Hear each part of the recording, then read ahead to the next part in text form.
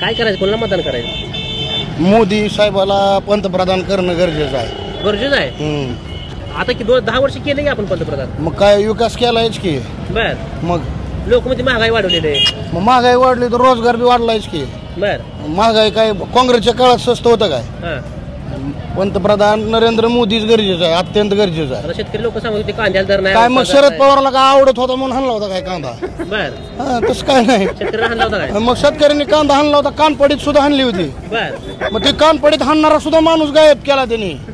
असं नाही, नरेंद्र मोदीच गरजेचं आहे. अतिशय देश संरक्षणासाठी कटिबद्ध सरकार आहे आणि मोदी सरकारची अत्यंत गरज आहे देशासाठी, नुसतं महाराष्ट्रासाठी नाही. आपल्या राज्यात जे आहे फडणवीस काम त्यांनी फडाफडीत राजकारण त्याला पटलं नाही. मग राजकारण आहे ह्याच्या अगोदर त्यांनी केलं नाही काय? पंकजा मुंडेच्या घरात वाद लावला, धनंजय मुंडेचं पेटवलं, आज त्यांच्या घरात लागलं म्हणजे वाईट वाटायचं काय करणार? हे नेतेचा धर्म आहे, राजकारण आहे, होणारच आहे. असं त्यात काय विषय? फडणवीसने काय चुकीचं केलं नाही. 100% खरं केलंय. काय उपयोग? काय त्यात काय चुकीचं केलंय? आपल्या महाराष्ट्रात पण मुख्यमंत्री कोणाला करायचं मग आता? कशाचं? महाराष्ट्रात मुख्यमंत्री देवेंद्र फडणवीस.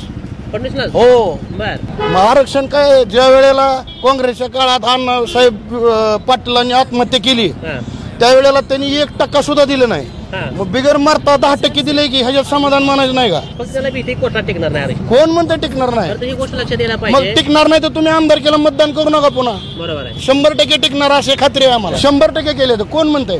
रात्रीचा दिवस करून त्यांनी प्रयत्न केलेत नाही, कोण म्हणतंय? हे फक्त काय काँग्रेसची पिलावळ आहे ह्यांनी सांगितलंय, प्रयत्न केला नाही असं नाही, प्रयत्न केलाय. प्रयत्न नाही केल्यावर 10% कसं मिळालं असतं? आपले ओमराजे निंबाळकर उभा राहिले. होय.